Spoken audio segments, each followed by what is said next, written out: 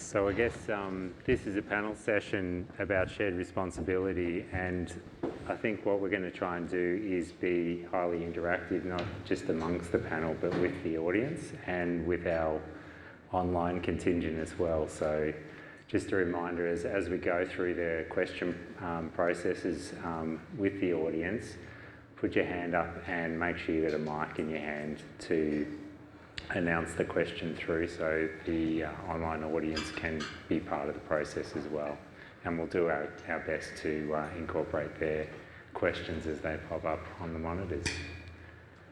So I guess I'm really encouraged by, I guess, the tone of this particular conference day, in that we all seem to be really focused on this quite apocalyptic challenge of climate-driven change that's ahead of us, and the rate that we all have to pull together and find common threads and connections between all the bodies of work that I guess we all contribute to in our various ways. And I thought the topic of shared responsibility is a way to say, well, we're all contributing to a system, and there's this commonality of an outcome where the individual homeowner has a more resilient outcome, and at the same time shared responsibility in being able to effectively and rapidly recover.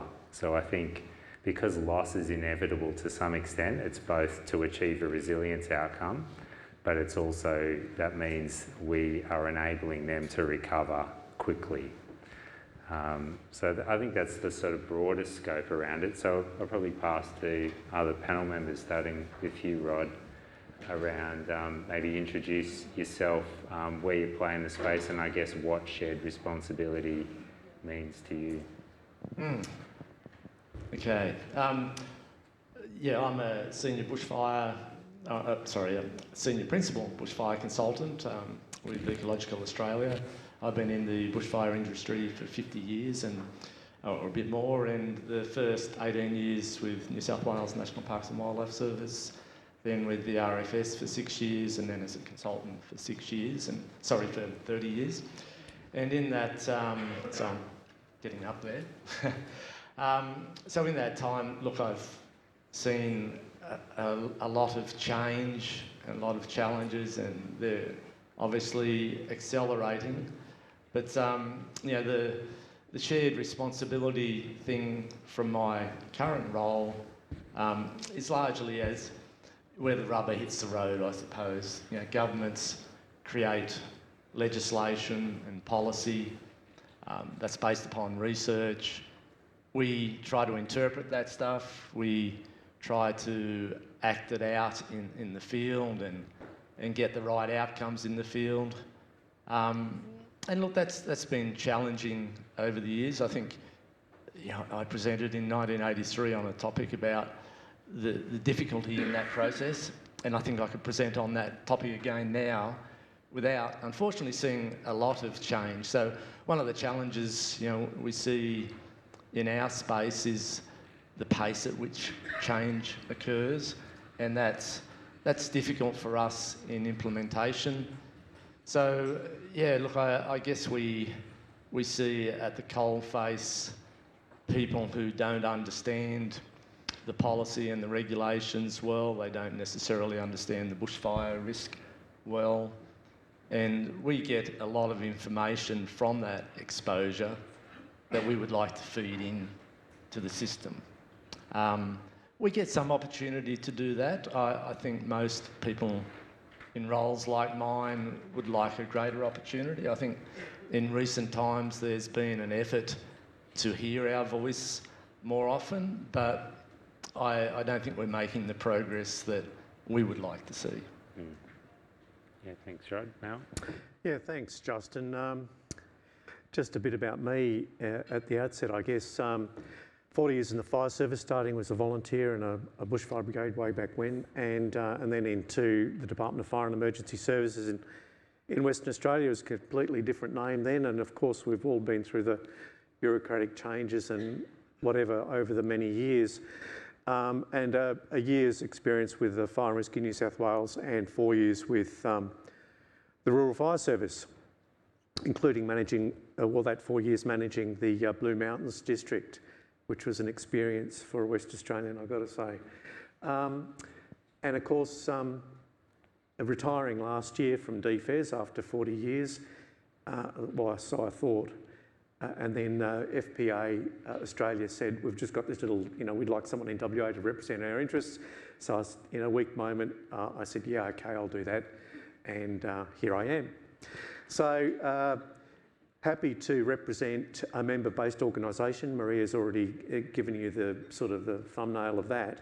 But my particular perspective on the shared responsibility thing really got sparked, it really piqued my interest this morning when we heard that first speaker, and the threads wended its way through the subsequent speakers. But there is a real lack of, I guess, integrated fire protection. So it's not only shared responsibility, so everyone doing their bit, everyone putting their shoulder to the wheel and taking responsibility for their bit, but also integrating it all. So we've had a number of speakers talk about it's got to be community-led, it's got to be, rather than all these silos approaching us at different perspectives at different times.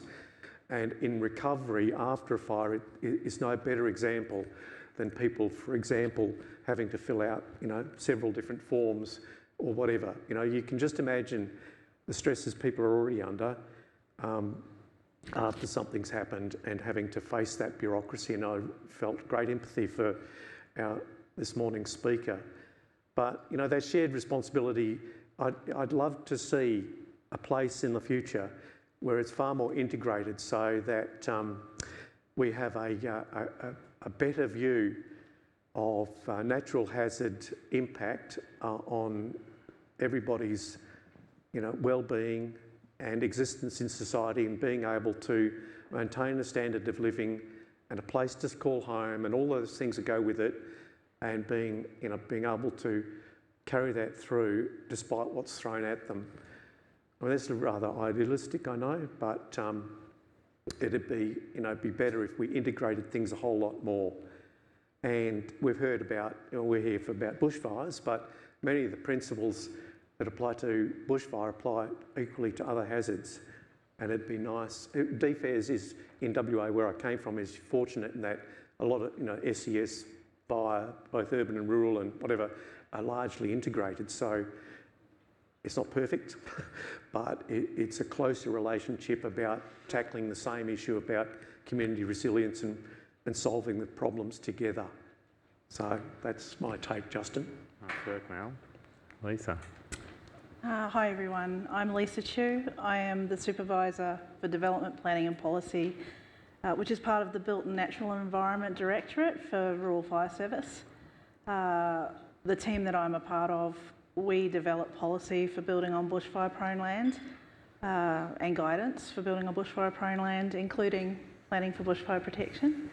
I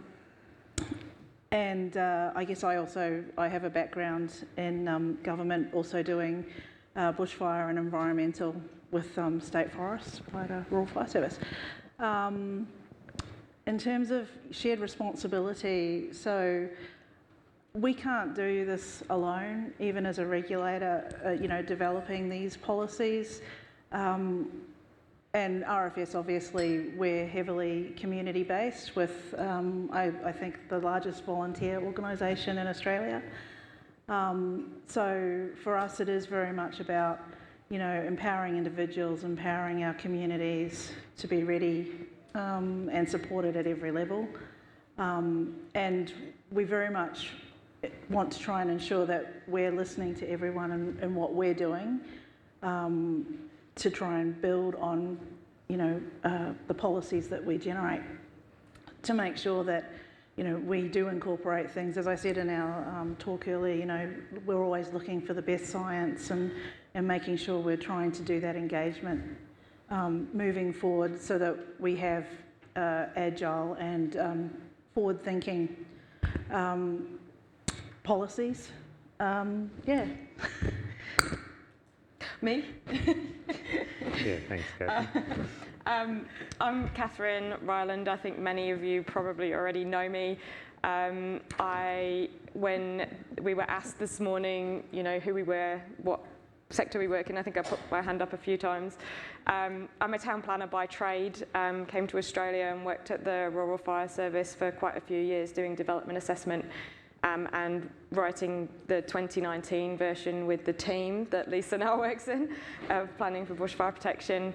I am very passionate about the work that we do as individuals and as organisations as well in this space. I am now a bushfire consultant, so I don't work at the RFS anymore. I'm BPAD level 3, but in this scene I actually putting my academic hat on as well. I'm currently writing my PhD around the maintenance of bushfire protection measures.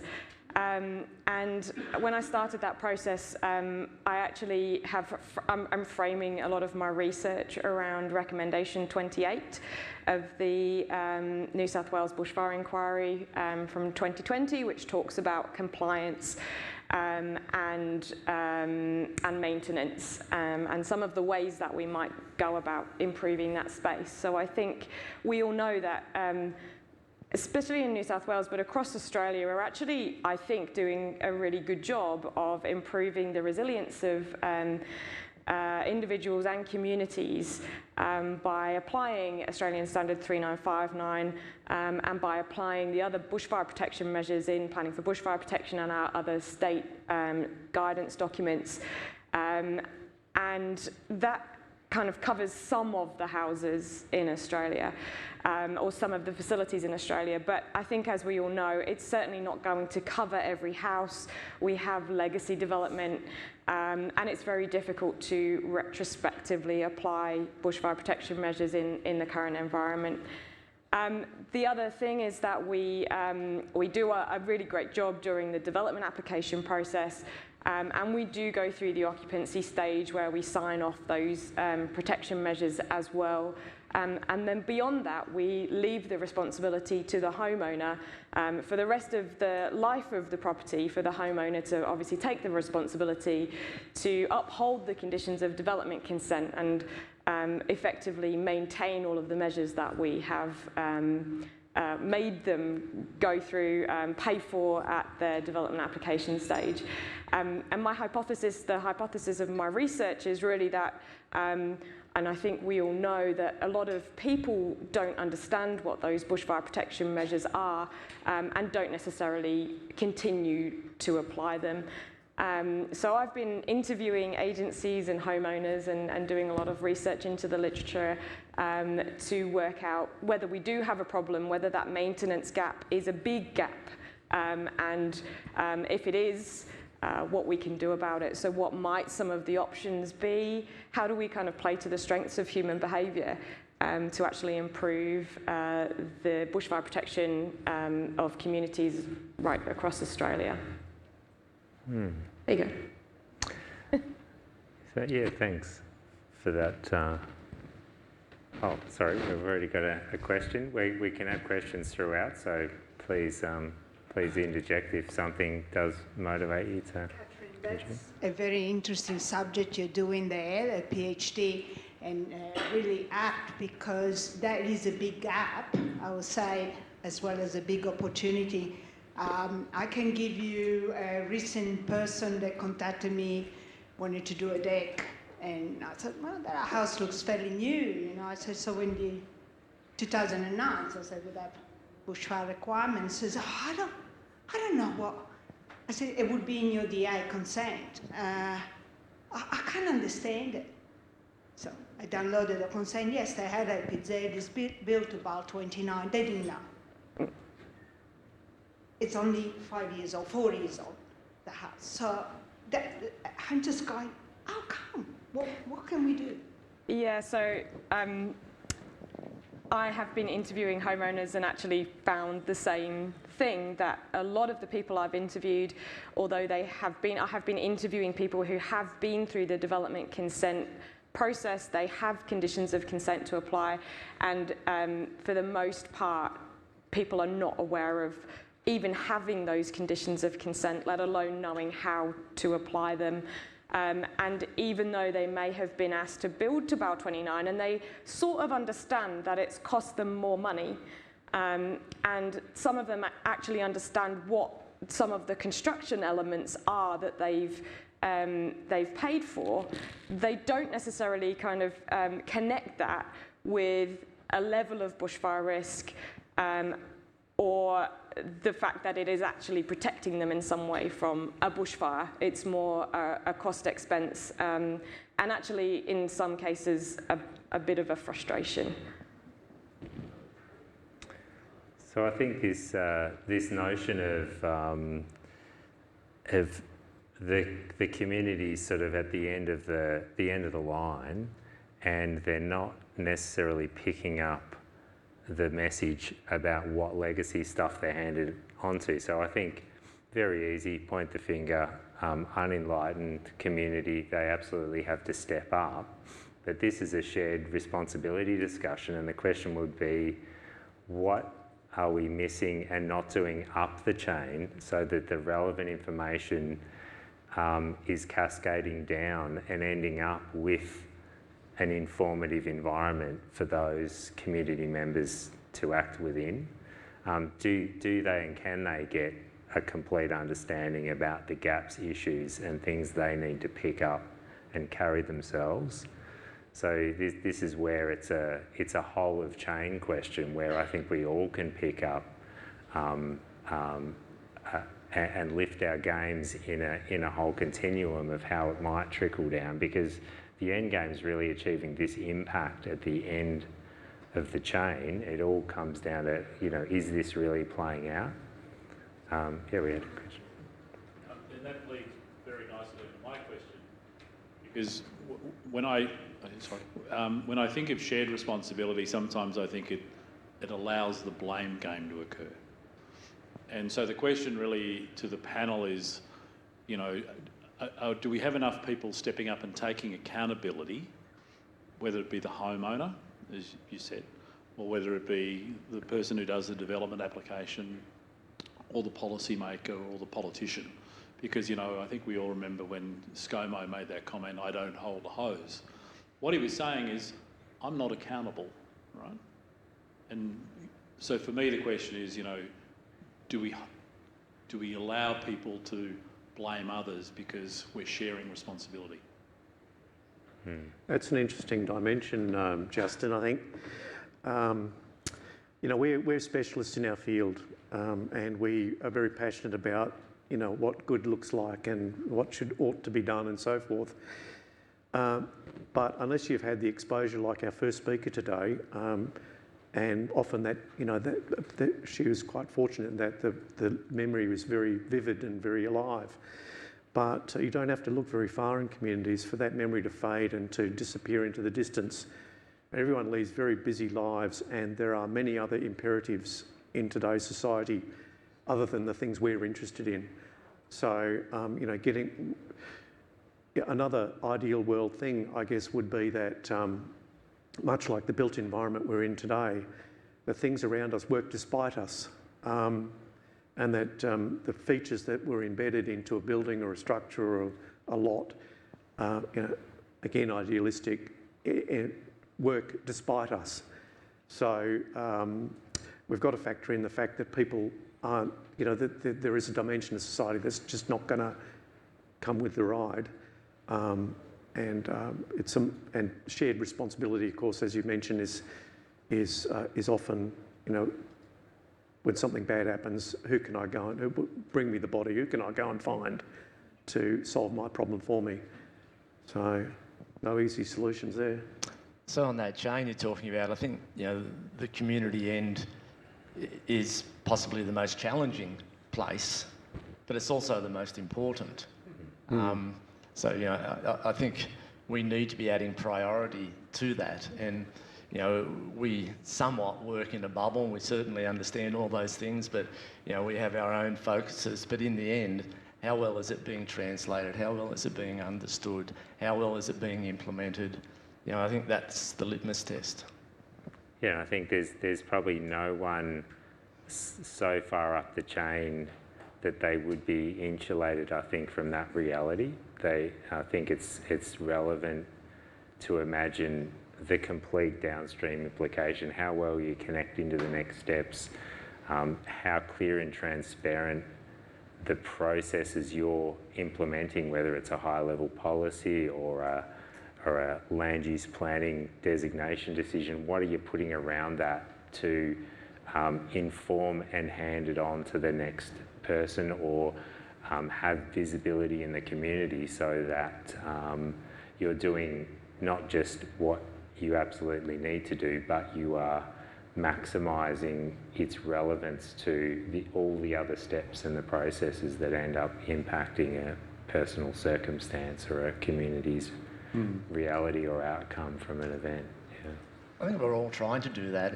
I agree with you, but how effective are we is the question. And I don't think we can answer that. It's the community, and we've heard quite a few comments about surveys that have been conducted. So we've got a way to go, I think. Yeah. I did, just to add to that, I did actually interview, as part of my research, one couple who they knew they had a bushfire report done as part of their DA. They actually had flame zone. It was a flame zone outcome. They loved their shutters, which I was really interested in. Most people were like, well, I hate these things, but they had made their whole room into like this cinema room that they could put the shutters down, and they actually felt more secure that they had the shutters, which was also really interesting. But mostly they were a bit distressed that they had been given this bushfire report, and it was really written for the DA. It was very technical, and they couldn't follow it. They didn't understand what the report meant. They didn't know what it meant to them. And their comment was, actually, why didn't the consultant come and talk to us? Why didn't the consultant kind of actually come and explain to us what it all meant and what we needed to do at the time? And it actually made me think, because obviously I'm a consultant as well, and it made me think, yeah, I feel like we are missing a bit of as consultants, a piece where we could actually engage with the homeowners a little bit more and help them on the journey of bushfire protection. I think from a policy point of view, policy can only do so much. So, and we don't want to, add things to our policies and our legislation where we become a nanny state, because I think at some point we do have to trust our communities and our individuals. But I guess where is that balance of what we're providing with regards to that? And I guess to follow on, I'll give an example of someone who phoned us up who had built 15 years ago, and they had an APZ, and they're like, when are you guys coming out to clear our trees? And it's like, what are you talking about? And it's like, on our conditions of consent it says, maintain an APZ. When are you guys coming out to do it? And they had full-blown 15-year-old eucalypt trees. They didn't understand that it was actually their responsibility to maintain this asset protection zone. So, there's definitely some work to be done in that space.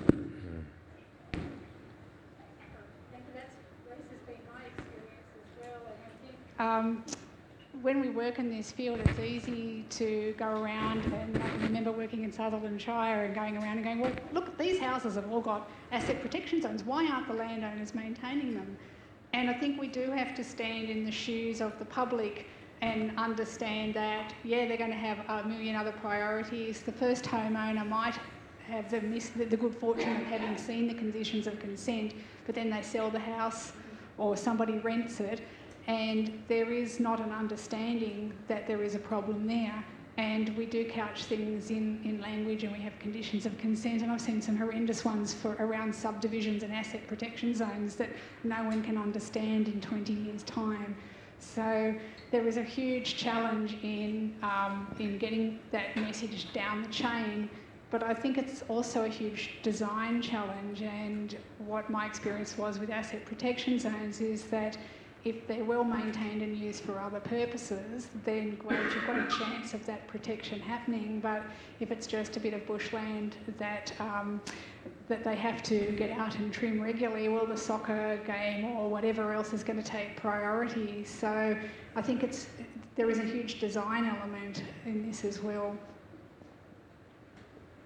And certainly, I guess, something very simple like mandatory disclosure of any asset protection zones that were in place at the time of original consent or whatever is a fairly minor step, but could have a major, contribution to things like the information flow and awareness in setting up the community to then possibly pick up those processes. I think at the moment, so in New South Wales, we have 10.7 certificates, and all they say is you're on bushfire prone land. So when a resident gets that, what does that mean? So there probably is a gap there that needs to be filled to try and understand, help homeowners understand what their obligations are. I mean, the classic is, as said, you build your house, it has these conditions on it, and then 2 years later you sell it. But that new owner, they don't know. They don't know what their obligations are or what it's been built to.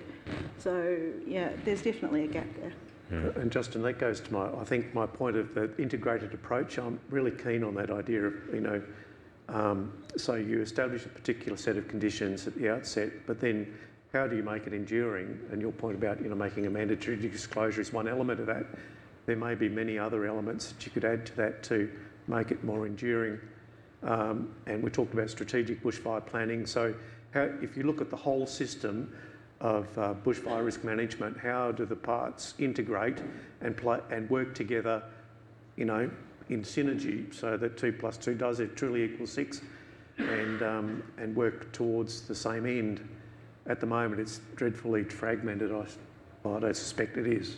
And even a low level awareness of exactly how effective a minimum compliance outcome actually is. Like, okay, let's call it around 80% survival rates on average for a modernly regulated structure. Is that anywhere near the expectation of the homeowner or the community to meet that level? And if it's not, well, off we go. Let's have a conversation about getting up well beyond that regulatory minimum. Thanks.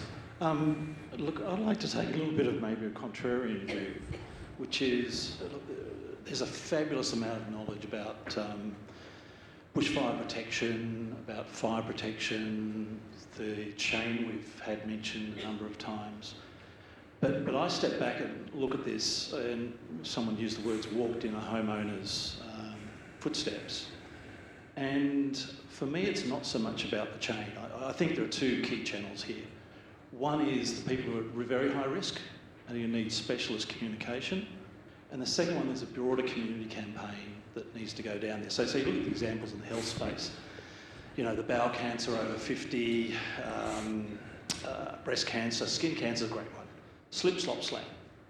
And over time, they've developed that very simple message to include seek and slide. It's one that people remember, and it's one that drives action. So I guess where I come from with something like this that's, let's face it, it's very complex. It's a very sophisticated space. There's lots of great work going on. But it's got to be a messaging that is consistent across, say, states or countries, whoever's funding it at the end of the day, federal, state, probably not local. It's got to be simple, it's got to be repetitive, and it's got to be action-oriented to get to the vast community to solve the problems you're talking about. Because trying to solve the chain problem becomes a really, really hard and really, really complex problem and doesn't necessarily get the message out to everybody. So, look, I just throw that out there as a slightly contrarian view, but I think this is a marketing communications problem, and I think it's high risk, those that are moderate to low risk, and it's along the sort of lines of the slip, slop, slap, seek, slide. Can I just talk to that for a sec? Okay. So I have been told that the slip, slop, slap campaign, when it was released, it took about 10 years for people to actually gather the momentum from it. And so you're absolutely right, it does need something like that. But we also need to appreciate that that kind of campaigning, getting it into communities' mindsets takes time. So Rural Fire Service currently has the Get Bushfire Ready campaign, which has been going for a couple of years. Like it will probably take a few more years for that to get into people's mindset, but it's trying to follow the same philosophy in terms of, you know, let's have a slogan that we can start thinking about. And I think to unpack that a little bit more, you've sort of, I guess, leant to the side, or you both leant to the side of that sort of top-down campaign type approach. And yes, plenty of examples and money put towards those sort of high-level pitches that are sort of top-down information. I guess the open question there would be, to what degree do bottom-up or community-driven initiatives where they rally around, you know, a retrofit drive of fencing, or you know, get together and do a group purchase of sleepers to get to change out old rotten treated pine ones with non-combustible ones, or you know, a bulk buy of a certain thing.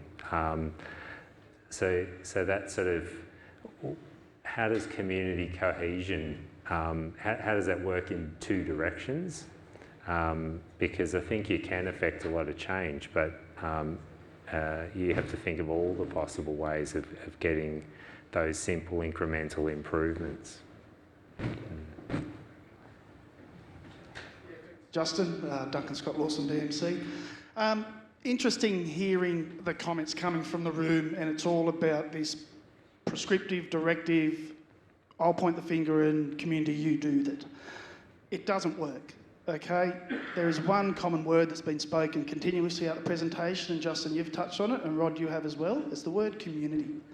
They will not change, and they do not understand joint responsibility because they're not engaged with properly. The way that we have joint ownership is by engaging with community, and we've done it very purely in natural hazards, bushfire included, in how we engage with our community. Is there room in government to establish new systems, new agencies specifically looking at natural hazards, to look at community engagement, emergency management response, and how we manage community at a local level during emergencies, to better inform them of what their role is and what government role is? Does anyone want to take that? So I'll talk a little bit. So we have the Reconstruction Authority that's establishing itself in New South Wales. But I guess from a community-based perspective, RFS works at that level as well. And I can give one example of where it has actually worked really successfully in preparedness, and that is down in Rosedale with the 2019-2020 bushfires, where the community worked well with the brigades down there, and actually learnt about what they should be doing to get their homes ready.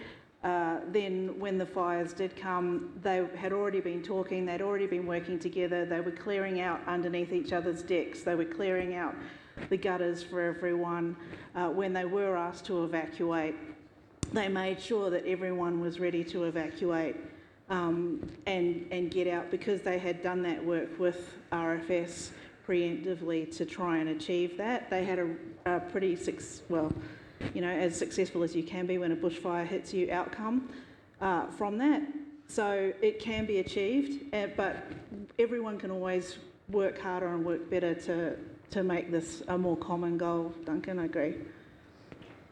I think part of the challenge is the community does come together when there's a crisis, and you know, and great things happen, but a lot of great things also need to happen outside the crisis time. Yeah. And you know, we've heard different people say how quickly that crisis moves on, and getting people motivated to work together to understand the risk enough to act on it is part of the challenge. And some of the stakeholder engagement I've done, you know, in the end, the only times I really got a good response, I think, is when I was able to paint a picture of the risk. So there was no fire history in recent time, but when we stood in the community, on the street, and we looked down at the gully and how long the fire run would be and the height of the vegetation, and I described that the type of fire that we need to protect ourselves against is 1.5 times the height of those trees. So they got a visual understanding. Wow, that's I didn't understand BAL 40 or BAL whatever, but that sort of registers with me. And then we sort of had climate or weather information, and I said, do you realise that maybe 150 to 200 days per year, if a fire starts down the bottom of that gully, then it won't be controllable in the worst part of the day, and those types of fires will impact this street. And then people say, okay, well, what can we do about that? So for me, it's how do you paint the picture? I'm not saying that's the only way. Yeah, in terms of human behaviour, as I was sort of mentioned earlier, there's a couple of different trains of thought on how people respond best to what they're inherently what we want them to do. And one of those trains of thought is that people need some sort of financial incentive to actually take an action. And I think a lot of people would agree that I think a financial incentive can be a really big motivator for people. But there is also another train of thought that actually inherently people just want to do the right thing. And I think having spoken to a lot of members of the community, particularly recently, I do find that actually people do want to understand the risk and they do want to act, but they need to be obviously given the tools to do that. And as Duncan said, community engagement is definitely one big way to potentially improve the situation for bushfire protection. And I do genuinely believe that actually a lot of members of the community are really motivated to actually understand their risk and have protection and do something about it. And a lot of the messaging, the recent messaging about the bushfire season that we're just going to experience in the next few months has actually got people thinking really carefully about their houses. And they want someone to go and talk to them and tell them what they can do, what the problem is. I spoke to a couple that have timber decks and timber window frames and this huge timber pergola thing in the back garden that they use for meditation. And I explained to them that, a real risk is embers igniting the wooden pergola, and that could ignite, the window frames and the decks. And they hadn't even thought about things like that. They had thought that a fire might come, but they hadn't kind of connected that with their actual house and what their building measures really meant in terms of fire terms. So yeah, I think community engagement is a really big piece, and we can tap into the fact that people genuinely actually want to do the right thing. But I guess one question is it enough? Can we rely on community engagement alone? Or do we need, a raft of different things to, to achieve the best outcome? So in terms of a community as a whole, is community engagement enough? Is regulation enough? Are financial incentives enough? Or do we need a whole package of measures to achieve the best outcome for communities? Yeah, I think you make a good point. I think that whole package approach, I'll go back to the term I used, which was that integrated approach, but tailored and community-led. I think you hit on a perfect point there. It's, the stronger communities, we all know that the stronger communities that already have a system, already have established connections and networks and all those good things, are the ones that are likely to endure and succeed in whatever facet and look after each other.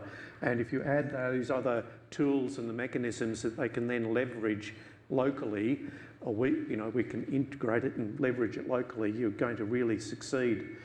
But in Western Australia, in some recent experiences where the community is dysfunctional, Yarloop is a great example, and more recently, not bushfire related, but Fitzroy Crossing and in the West Australia's Kimberley.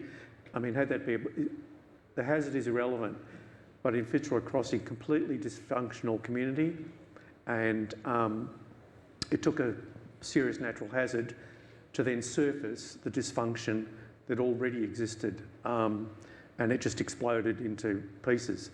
So I think the community-led stuff is really key, and getting the right tools in the right place at the right time, but tailoring them sensitive to the community's needs and not kind of imposing something. I don't think anybody likes stuff imposed and say, well, this is good for you, and let people decide for themselves. Again, a bit idealistic, but I think, a more integrated approach where we've got a few levers to pull and push would work far better. Yeah, I think the idea of a community-orientated agency or process, I think, is a fantastic one, and I think it's got scope to not only help inform and set up the community in a far more effective way, but also act as an advocate and a lookout to hear the community's needs, wants and desires, and to inform back up into all the other systems and start pointing at gaps and opportunities and processes that can create that more seamless process. And I think on top of that, I've seen a couple of small examples that were really incredible, and that's where you give resilience or recovery funding not to an agency or an entity. You give it to the community and say, that's for a task. Can you please self-assemble, nut out what you need, nut out what your priorities are. There'll be a little bit of auditing and oversight, so you're not spending it on stupid stuff, but can you please assemble? And in each of those cases, the communities have been incredibly responsible and diligent and thankful of being given the reins of working out their destiny and how to administer those funds and get the most out of it. And I think the diversity of communities speaks to the reason why that is such a powerful thing, because you won't necessarily get two communities prioritising and spending their resilience money on the same things. Thanks, Justin. Colin Wood. I was at Shoalhaven Council until recently, and we certainly agree that community engagement is the important key that's missing. Coming out of the 2019-2020 fires, we were lucky enough to be involved in a project which was Fortis House, and Fortis House has now gone out there, and we had community engagement with that. Part and parcel of that is that people didn't know what they didn't know, and our community needs to know that. And I think that what we're doing with HB 208, and I know that there's probably only two of us, Maria and I, who have seen HB 208, and it's a very, very good document. We're very proud of it. But the first part is a practitioner's document, and part of that practitioner's document is Appendix 1. And Appendix 1 is what we call a bushfire risk management plan at the back of it. Some jurisdictions have it. I know Tasmania has it, and WA. It's a plan that shows your building, and it'll have different numbers on your building, and then it'll have in the right-hand column what that means. So it might mean your window is to bow 40. Your walls are constructed this way. Your roof is constructed this way, and you've got to sign off on that. And the practitioner at the end of it will sign off on it at the plan, and then when it's given to mum and dad at occupation certificate stage, mum and dad then get given HB 208 Part 2. So mum and dad then know how to manage that building in perpetuity. And that's what we want to achieve with that. Our Australian standard is 32 years old, 1991, and we cop a lot of criticism in Standards Australia each time there's a bushfire. We can only do so much, and it's only a building component.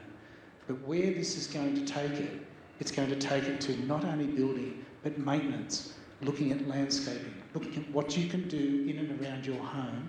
And I think that that is the process where we need to go. And we also need to then have this general thing that can support it. And I'm thinking that the app that Kylie and Mark have been working on is another thing that Shoalhaven Council's been involved in. And I think that that's a great system that we're going to run with. And we're also thinking that point of sale, and at point of sale you do a bushfire health check. How is my building? So that the mum and dad come in with their eyes opened as to what has to happen at that building. So I think that this is the missing link, and this is where we need to go. Yeah, totally agree. I think a house is probably the most complex appliance or thing you interact with on a daily basis that you could step into and there's not an instruction manual attached to it.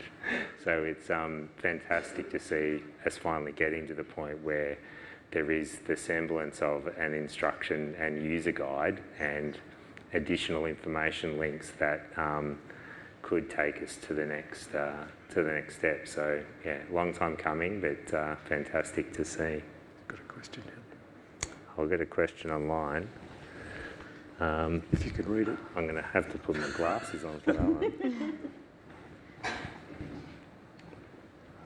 Hopefully this helps. Oh, yeah, here we go.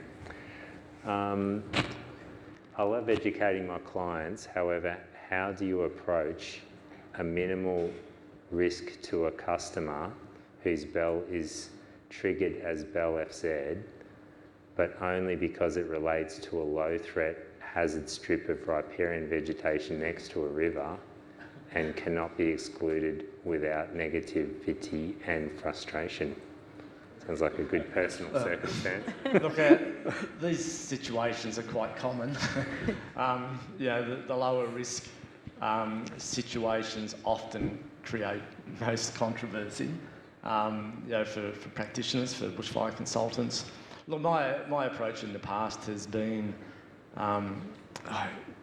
that the mapping or the remnant, the treating of isolated remnants wasn't quite right. But my approach these days, particularly after 2019 and 20, is to not just look at that remnant, but to look at it within the landscape. And there are some landscape risks that we're more aware of these days, with spotting, landing in, even small patches, riparian areas, and causing impact. So my approach is to enlighten people of that risk, but there is still always, there is often situations where I'm afraid I basically have to say, well, we can explore performance solutions, but they're very difficult to get through. They're very hard to justify, and this is the way the policy's working at the moment.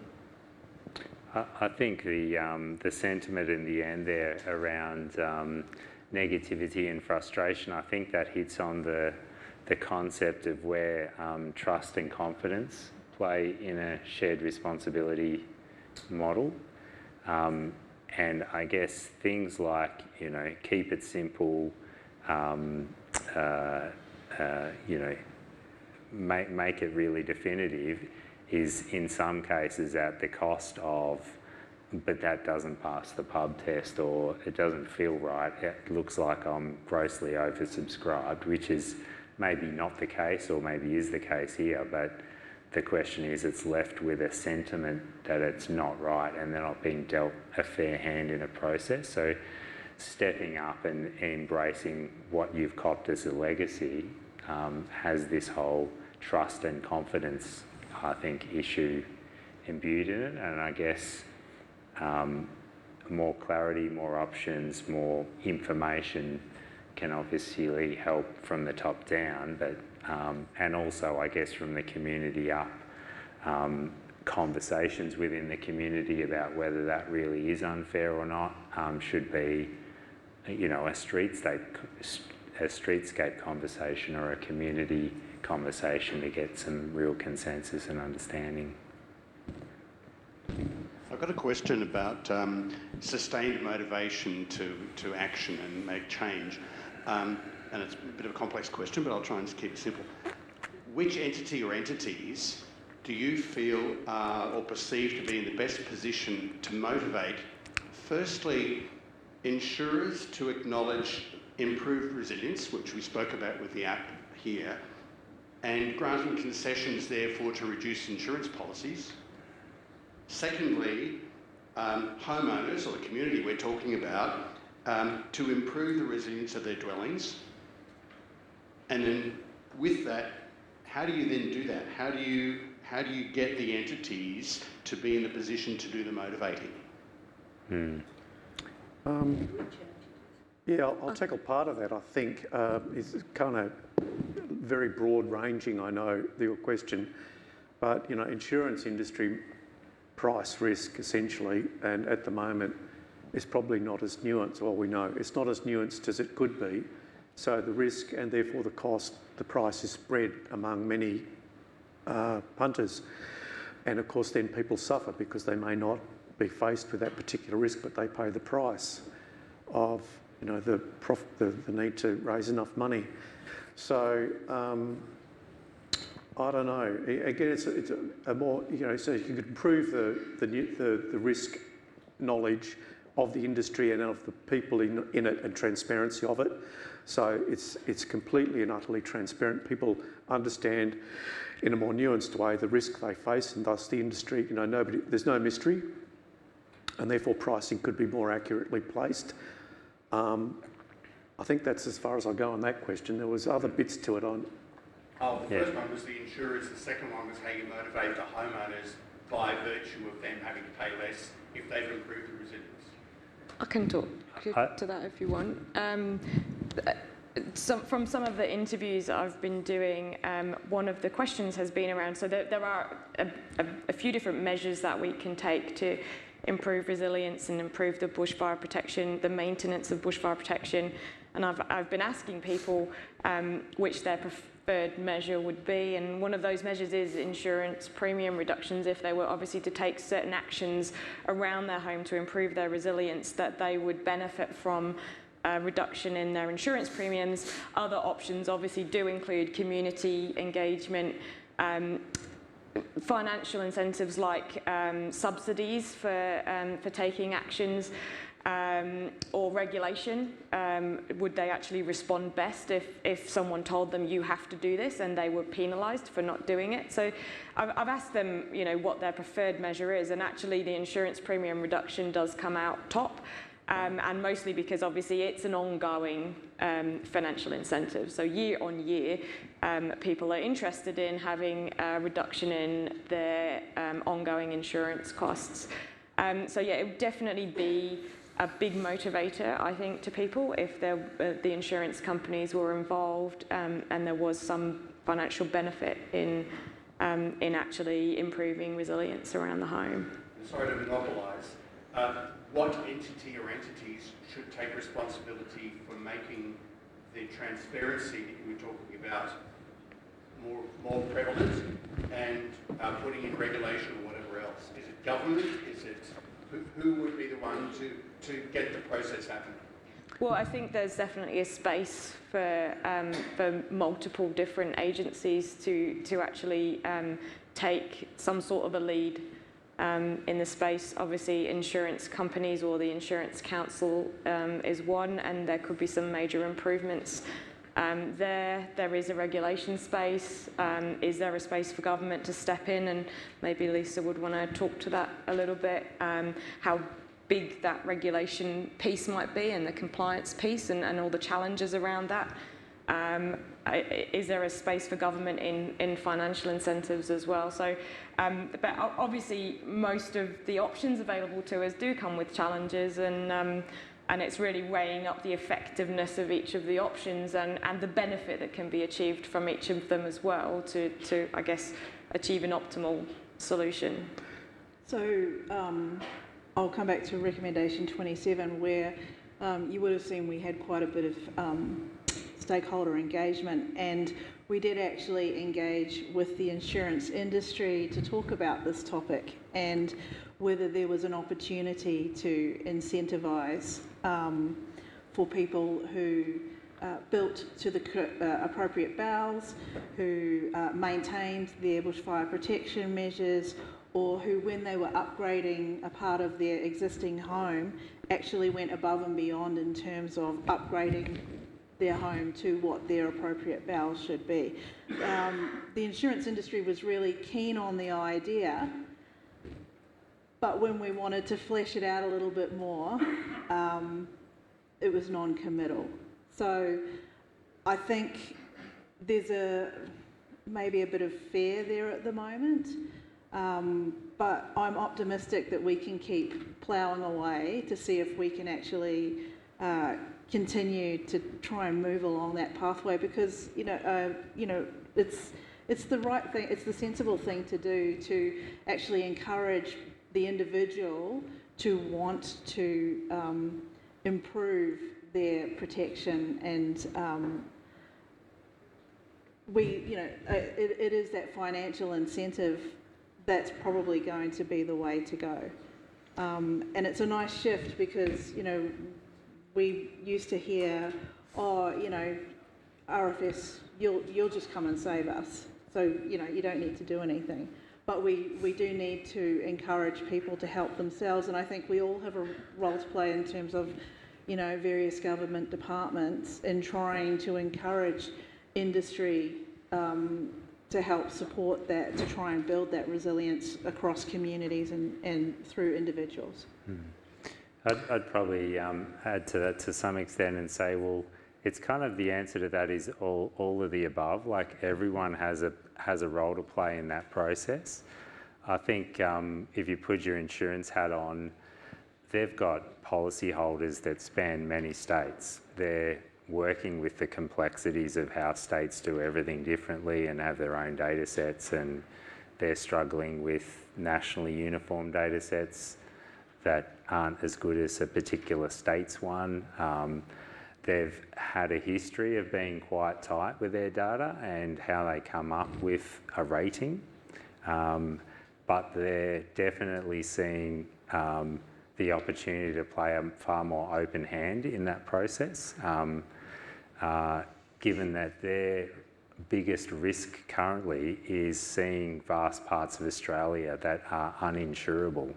So they don't have a market to gain a premium from. So insurance affordability is actually one of their biggest fundamental risks to face. So how does good data, good systems, things like the star rating system, the bushfire rating system that could work neatly in with a nationally consistent way of coming up with these numbers, how well can we get states on board with a unified best practice system where the types of data they're using and the way they're coming up with numbers are more closely aligned, and that insurance get a bit of a kick-off benefit from that, because they're more nationally consistent best practice data sets to do their analysis, but regulations swimming in the same direction and using similar data, I think, and how much more open can we liberate those data sets so that the community has optics on them and can click around themselves with lots of the fundamental components and the derived things that that insurance and state agencies are talking about and using to quantify risk and hazard, but are essentially opaque to community. So yeah, I guess those systems are really key, and I guess we've sort of taken a step back almost in frustration to say, what are the high-level data sets and all the trickle-downs you get, because there's just not enough, I guess, efficiencies in the system to make that happen. I think that leads into our next online question from Anonymous. So that suggests it could be a curly one. Where do you see the role of artificial intelligence and associated applications playing a part in assisting community resilience along the predicting likely behaviour and potential consequence?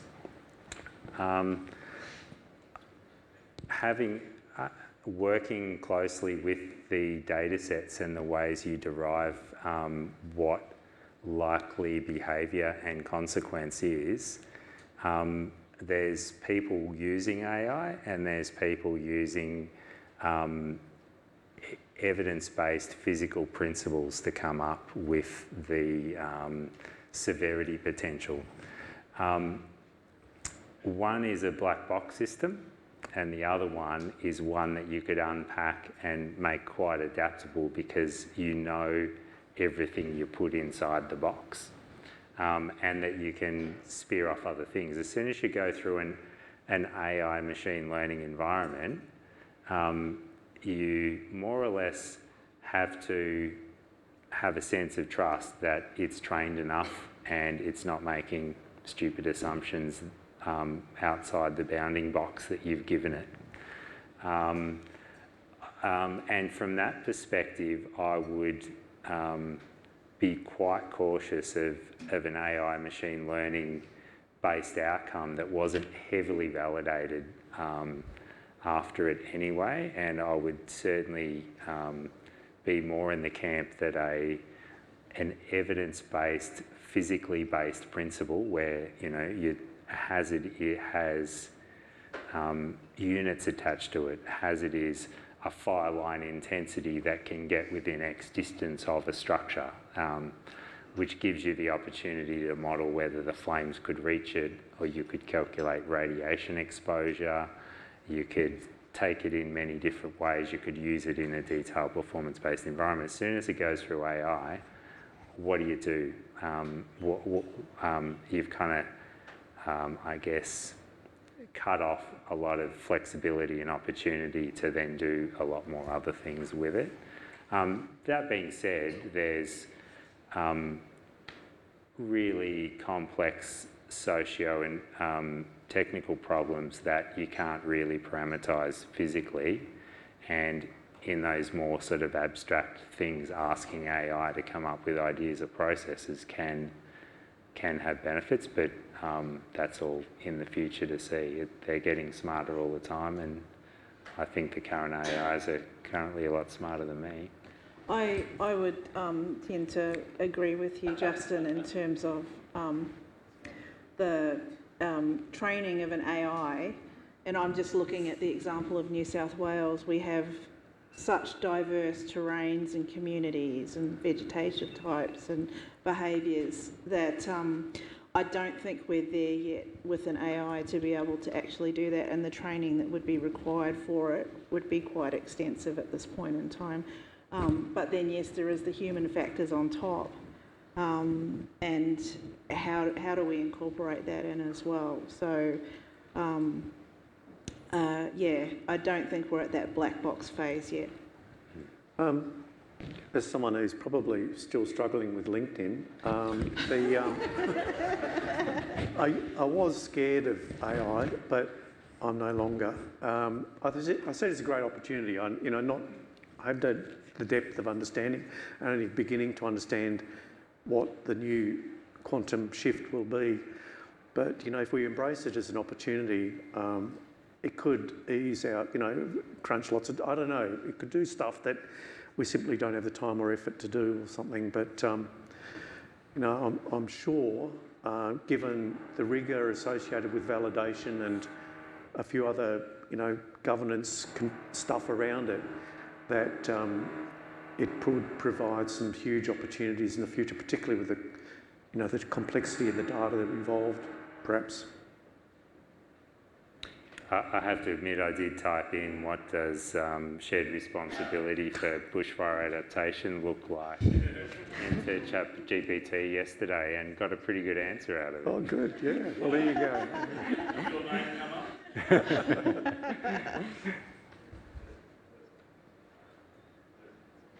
Yes. Hello. I thank you very much. It's a really stimulating discussion. Just to kind of bring it away from AI and back to the kind of shared responsibility of humans, I really like the direction of this whole conversation has gone toward how to entice people into feel more responsibility for their properties as well, and like the whole concept is to kind of give more responsibility, and hopefully I'm thinking that's also meaning power to people that have less power in the bushfire space.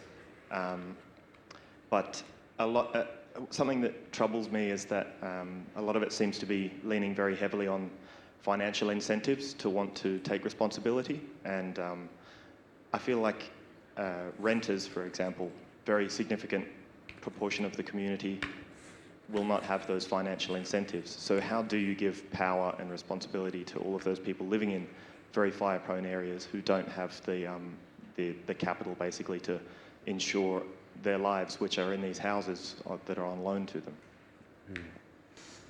Good question. I could probably take that.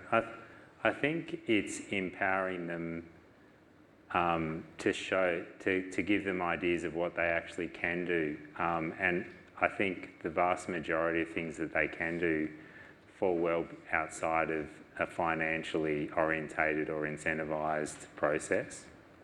And that's around the value or power of, say, contributing to social cohesion of your region, a community that talks together and shares and discusses their problems and gets together around options and solutions is just going to be one of those inherent communities that not only are resilient to when the thing turns up, but they're going to be the ones that bounce back really effectively in recovery. And like at the start I mentioned, shared responsibility is about setting up for recovery as well as setting up for resilience. So, and just a whole lot of, I think, peripheral things that are just good things to do. They do cost money, but they improve quality of life, energy efficiency, reduce carbon footprints. So things like setting solar up and going that extra step to putting a battery on your system, which can pay itself off in most situations, but that gives you grid disconnect independence. And in a bushfire situation where the power network might be down for X amount of time, your house is going to be one of the favourite places to go to plug in phones and do basic things in that recovery context. Things like having a good water supply at your house, the rainwater capture, that's going to be essential. Water systems cut off. Working out what it means to reconnect with country and your environment and its values, and how to become empowered to be custodians of that country, which gets you closer and closer to being an actor in working with ideas about vegetation management or using fire effectively in the landscape around your property, or a whole range of things. So I'd strongly encourage us not just to think in this financial incentivised, what can I do to my structure type thinking. I think it's far broader, and I'd say community cohesion probably is the starting point that underpins a measure of success for a community more so than anything else, not the age of the housing stock, not the exact position they're in. It's like really profound, and it doesn't cost anything to strike up a conversation with your neighbour. I think I was really encouraged with the opportunity that COVID presented, where down in Victoria you couldn't move further than a 5k radius from your home, and everyone was working from home that could.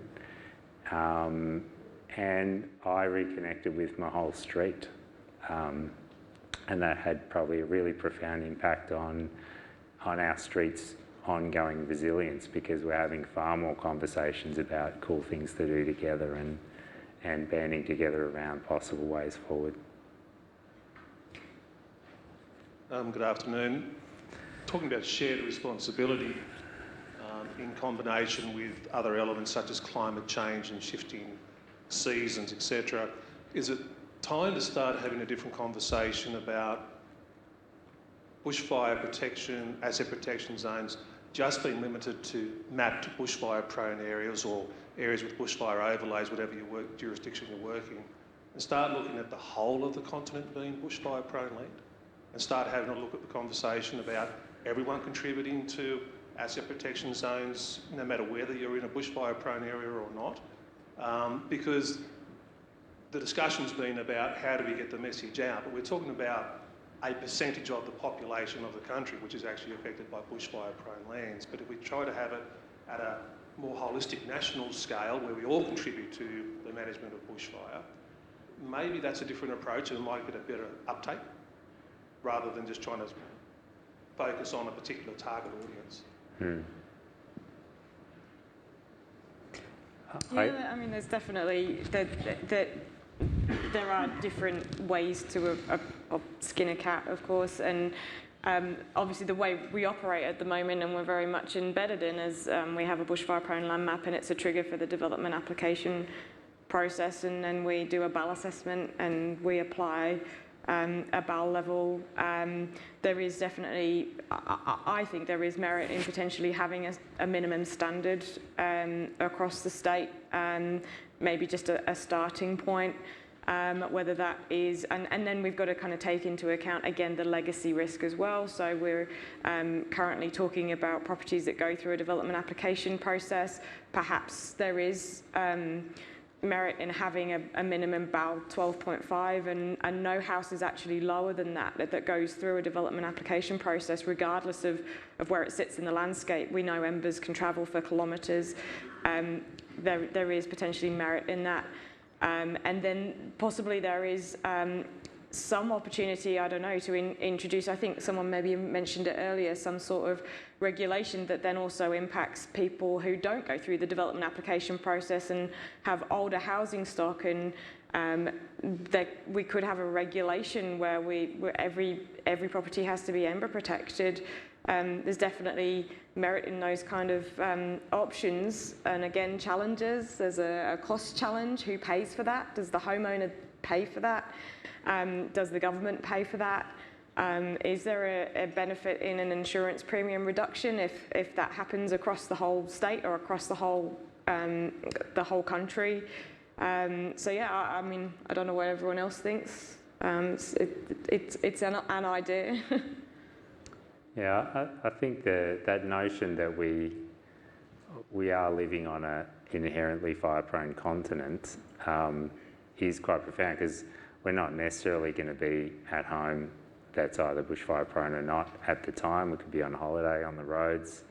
I think as someone that lives on this continent, there's an absolute need to be aware, understand, and embrace, and work out what we can all do to contribute to this inherent part of our environment. And I think to pivot from a fear-based ideology of fire to embracing it as an inevitable and important part of it, I think that cultural identity to fire, I think, is profoundly important. But what does that then mean and do? I'm sort of haven't really put my mind to how you mobilise the community, in totality to contribute to that. But I think things like committing to it as embracing it, getting into the school curricula, having a good hard think right up through our state and federal agencies about the pros and cons of a fear of fire thinking or strategy. I find quite a lot of fire agencies are fear of fire orientated rather than enabling and embracing.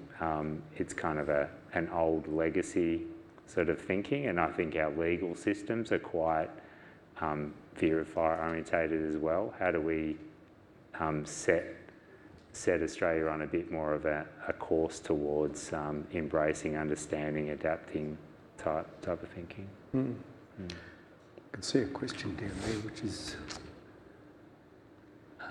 rather than focus on community, what do you think governments need to change challenges they face include competing agendas and how they can work better across the industry. Oh man, that's a tricky one.